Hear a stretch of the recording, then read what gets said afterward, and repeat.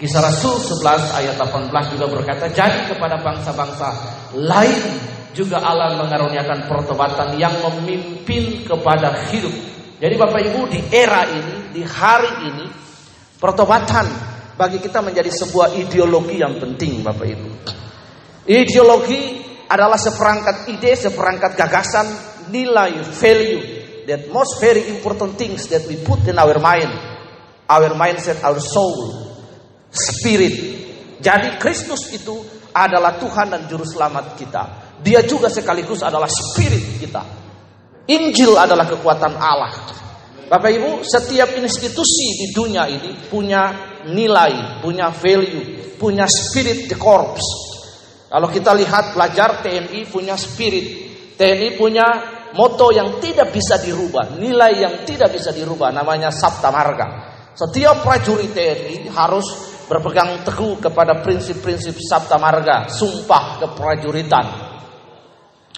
Karena itu, sebagai seorang prajurit Kristus, Bapak Ibu, kita punya moto, kita punya value, ideologi kita adalah Kristus Yesus. Katakan amin. Tuhan Yesus tidak saja menjadi juru selamat, tetapi semua pengajarannya, semua perilakunya, hidupnya itu menjadi value bagi kita. Bapak Ibu yang dikasih Tuhan, hari ini Bapak Ibu lihat ada begitu banyak ideologi yang muncul.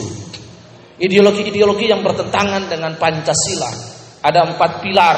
Yang pertama Undang-Undang Dasar 45, yang kedua Pancasila, yang ketiga NKRI, yang keempat adalah Bhinneka Tunggal Ika Tanhana Dharma. Jika seseorang di bangsa ini tidak menerima, tidak mengakui 4 pilar ini yang menjadi dasar negara ini dibangun, maka secara otomatis dia dapat diusir dari negara ini. Dalam bahasa hukumnya disebut persona non grata.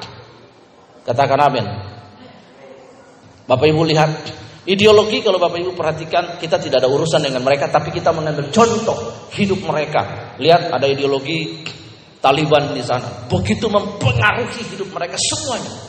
Nah, hari ini kita belajar bahwa yang menggerakkan kita, yang membuat kita bergairah, yang membuat kita semangat, yang membuat kita berkobar, yang membuat kita menyala-nyala adalah ada sebuah ideologi di pikiran, di hati kita. Ideologi itu tidak saja hidup, tapi ideologi itu adalah seorang pribadi yang bernama Yesus Kristus Tuhan. Ideologi itu harus mewarnai pikiran kita, hati kita, jiwa kita. Kemanapun kita pergi, ideologi itu yang akan membuat kita bersemangat, kita bergairah, kita yakin kita sudah diselamatkan. Dan segala pekerjaan yang kita lakukan itu merujuk kepada ideologi yang adalah seorang pribadi, Yesus Kristus Tuhan, yang harus mewarnai seluruh dasar pikiran, hati, dan tindakan dengan perbuatan kita, sehingga menghasilkan yang namanya pertobatan.